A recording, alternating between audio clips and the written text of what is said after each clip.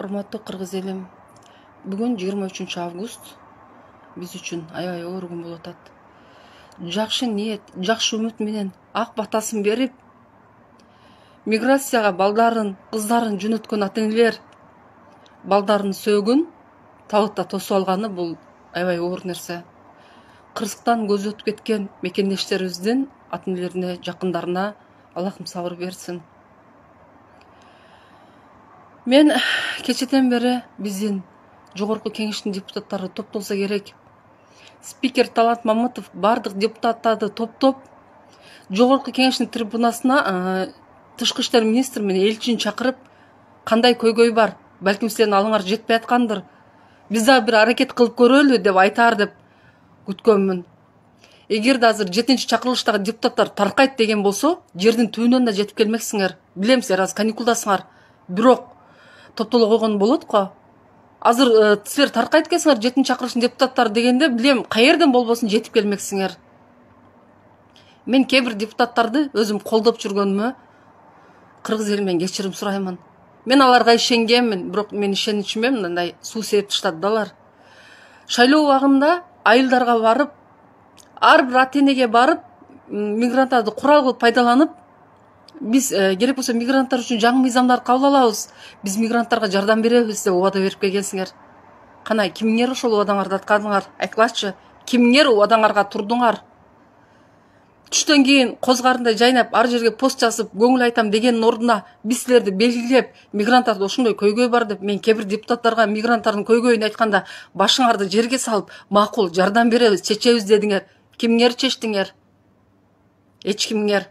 Силердин максатыңар Кыргызстанга келген грантты бөлүп алып, өзүңөрдүн бизнесиңерди сактап калуу экен. Шайлоо убагында жалган убаданы бергенден көрө, ошондо ачык чындыкты айтпайсыңарбы? Мен максатым бизнесимди сактап калуу, ошон үчүн мени шайлап коюңуздар деп. Мына дагы 3 жыл бат эле өтөт, 1 жыл уже өтүп калды. Кайсы бетиңер менен барасыңар? Кайсы бетиңер менен ата-энелердин алдында убаданы бересиңер? Силердин жакындарыңар миграцияда эмес.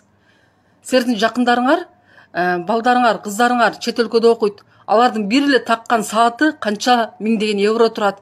Ошол акчаны бул мигрант 10 жыл иштеп табат. Биздин жаштарды миграцияга тентиткен, чын айтам, туңгуч президентке да наалат болсун. Ошо жаштардын, балдардын балалыгын урдаган туңгуч президентке наалат болсун. Мамлекетти тоноп жеген коррупционерлерге наалат болсун. Мен ушунчалык мындай депутаттар силерге дагы аябай мындай ишеним калган жок да. Мен ойлогом ушул билимдүү депутаттар келет, жакшы мыйзамдар жазат, биздин мамлекетти оңдойт деп. Мамлекетти ишенип силерге тапшырганбыз, а көрсө биз бир белгисиз маршруттун ээсине эле тапшырып койбуз да, мындайча айтканда. Силерге кыйын беле топтола калып, тышкы иштер министри менен элчини чакырып, суроолорду берип, көйгөйлөрдү угуу силер үчүн кыйын беле? Кыйын эмес болчу. Просто силер аны каалаган жоксуңар. Эгерде силерде каалоо болсо, топтолот элеңер. Мен силер үчүн чындап уялдым. Силер үчүн намыстандым. Ар бир ата-энеге барып, бир үй бүлөдө жок дегенде бирде мигрант бар деп берген убадаңар үчүн намыстандым. Намысыңар болсо мандатыңарды тапшырып эле койгула. Берген убадаңарга тура албаганыңар үчүн мандатыңарды тапшырып койгула.